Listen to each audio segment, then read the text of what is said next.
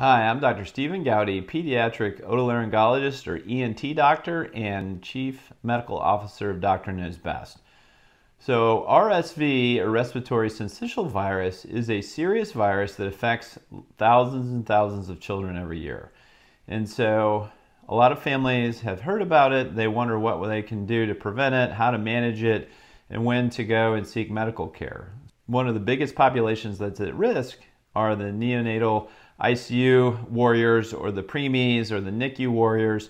All of those babies are born prematurely, their lungs aren't fully developed, and if they get this virus, and again it's a virus, there's not a whole lot you can do about it other than wait and hopefully things will resolve over time, is that it gets in the nose, down all the way into the lungs, and causes a great deal of swelling, inflammation, mucus production, and so it can make it very difficult for those babies to breathe. So the things that you can do to prevent it: good hand hygiene, don't let anybody kiss your baby. During the winter time, certainly if you have other children in the house, make sure that they're using good hand hygiene before they come home.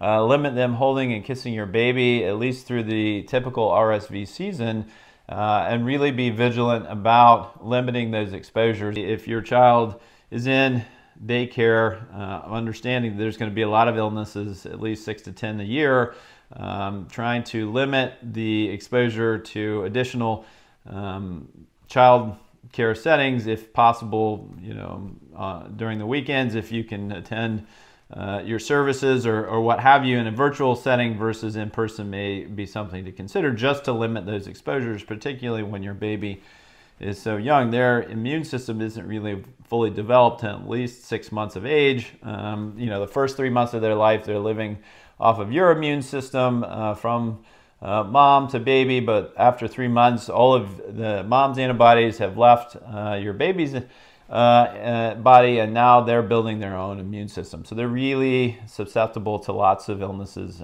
particularly RSV at that point. So the things that you can do if your baby does have RSV, it's hard to know. There is a test that you can get. You can go to your doctor's office. They can test your baby.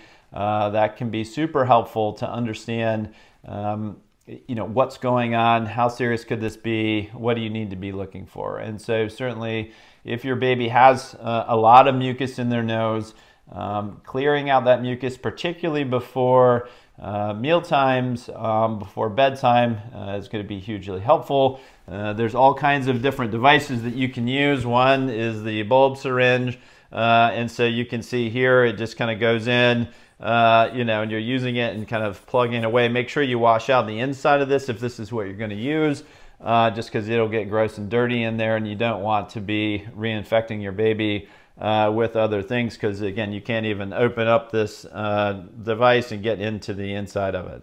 Or there may be some battery operated versions. Again, the batteries go in here. They're AA batteries. Again, if it helps and it works, great. Just make sure that you take all these pieces apart and throw them in the dishwasher. Some of this is hard to clean, so you just want to be aware of that. Obviously, I invented a nasal suction device that's portable, rechargeable, helps you hold your baby's face, has 3 levels of hospital grade suction. So there's lots of things that can help your baby breathe better. And so just thinking about how you use these things and when you use them is important. One of the things that you need to be aware of, if your baby has a very high respiratory rate, if your baby's lethargic, all of those kinds of things, if your baby isn't urinating and or your baby's crying and there's not tears, any of those things are signs of dehydration. So if your baby can't breathe through their nose, they can't eat. Your baby shouldn't eat for longer than 30 minutes, because after 30 minutes they're burning all of those calories that you're giving them. And so you need to say, hey, my baby is very different right now, and touch base with your pediatric provider. And lastly, knowing what the signs and symptoms are of respiratory distress. So those nasal flaring, so the base of their nose starts flaring out, the skin above their neck, called retractions, is sinking in. The skin underneath their rib cage is actually sucking in, and so they're doing kind of what we call belly breathing. And so all of those things can be very concerning. And so then that's when like, hey, I can't do this at home. I need to go to my pediatrician. And again, your pediatrician they expect to hear from you. So, you know, you watch this video, you know what the signs and symptoms are. You can say, I think my baby's dehydrated. She or he is taking longer than 30 minutes to eat.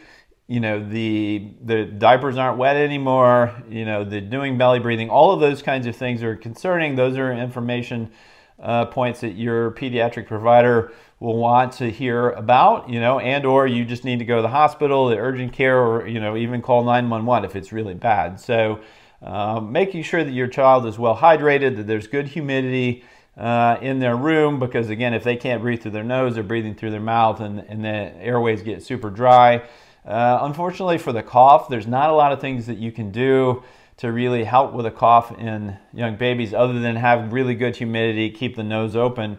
You know, as adults, we have all these cough medicines and so on. The purpose of the cough is actually to push all of this yucky stuff out. And so you don't want it sitting around in the lungs. So if you suppress that cough response, then they have all that junk sitting around. Their lungs can kind of fill up with pus and gross stuff.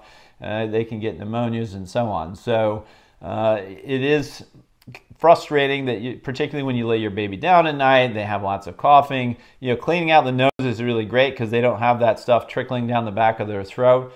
But there's not really any cough medicine that you can give that will actually suppress their cough in a way that doesn't also put them at risk for pneumonia. Once they're over a year of age, talk to your pediatrician about the pluses and minuses of honey. That is a natural remedy that some people will use, but there are some concerns depending on what vaccines your child has had and whether the honey is clear of any bacteria and so on. So the important parts to remember about RSV signs and symptoms and home care are, you know, be aware, good hand washing, prevention, you know, an ounce of prevention is worth a pound of cure, right? So if you can keep it out of your house, awesome. You know, if you have a bunch of other children, I mean, there's nothing you can do. You can't keep your kids at home all the time, but certainly good hand hygiene.